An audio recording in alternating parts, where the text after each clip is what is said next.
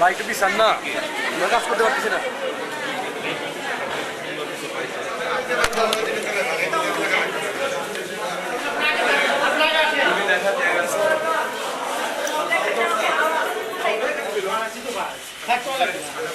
জীবন বিজাও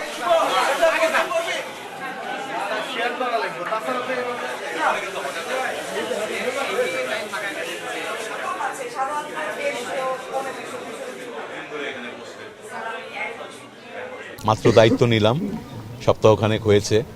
আমরা সবার সাথে সমন্বয় করে কথা বলছি এবং জানার চেষ্টা করছি, এবং আমরা যে সমস্যাগুলো পাচ্ছি সবাইকে প্রাথমিক পর্যায়ে আমরা আলোচনার মাধ্যমে উদ্বুদ্ধ করার চেষ্টা করছি। সে কারণেই আজকের আশাটা। আপনারা জিজ্ঞেস করার আগে একটু আগে আমি ওনাকে বলছিলাম যে আজকে বলে আসছি, কারণ আজকে আসলে ভুল ধরতে আসিনি।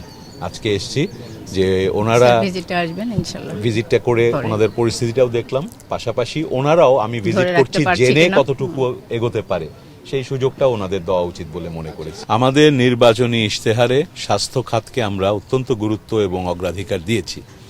স্বাস্থ্য খাতে বাজেট বৃদ্ধি সহ একেবারে তৃণমূল পর্যায়ে সেবা দেওয়ার জন্য আমরা 1 লক্ষ স্বাস্থ্যকর্মী নিয়োগ করব, এবং সেই সাথে তৃণমূলে এই সেবাকে উন্নত করার জন্য এদেরকে প্রশিক্ষণ দেওয়া, এদের নিয়মিত যেন তারা চাকরিস্থলে থাকে, যন্ত্রপাতি ওষুধপত্রের সাপ্লাই বাড়ানো, এগুলো সব কিছুই সেখানে আছে।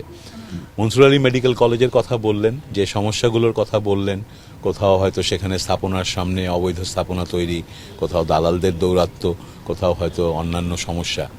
এই সমস্যাগুলো এত বড়, এবং এই সমস্যাগুলো শুধুমাত্র কেন্দ্রীয় সরকারের পক্ষে ওখান থেকে বসে নির্দেশনা দিয়ে এই পরিবর্তনগুলো আনা সম্ভব না।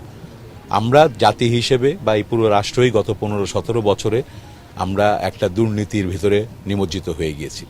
আমাদের দেশ থেকে লক্ষ কোটি টাকার সম্পদ পাচার হয়ে গেছে।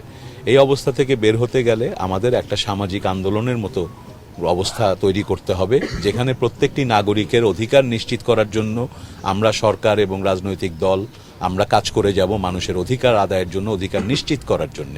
স্বাস্থ্য অধিকার একটা মৌলিক অধিকার। পাশাপাশি আপনারাও নাগরিক হিসেবে এই যে স্থাপনার কথা বললেন, অবৈধ দখলদারির কথা বললেন, এগুলো শুধুমাত্র পুলিশ দিয়ে নিয়ন্ত্রণ করা সাময়িকভাবে হয়তো সম্ভব, কিন্তু দীর্ঘমেয়াদী এই জিনিসগুলোতে আসলে লোকাল ওনারশিপ দরকার। স্থানীয় মানুষকে ভাবতে হবে যে এই হাসপাতাল আমার হাসপাতাল, এই হাসপাতাল আমাকে সেবা দেওয়ার জন্য, এই হাসপাতাল আমাদের রাষ্ট্রের অর্থে তৈরি। সুতরাং সেটার সামনে যখন কেউ দখলদারিত্ব করে, সে যেই হোক না কেন, সে জনগণের সম্পদের উপর দখলদারিত্ব করছে, নাগরিকের অধিকারকে ক্ষুণ্ণ করছে। জনগণকে সচেতন হতে হবে, এবং যেখানেই আপনারা এই অন্যায় দেখবেন আপনাদের জোটবদ্ধ হয়ে নাগরিক অধিকারের জন্য সরাসরি এটার প্রতিবাদ জানাতে হবে।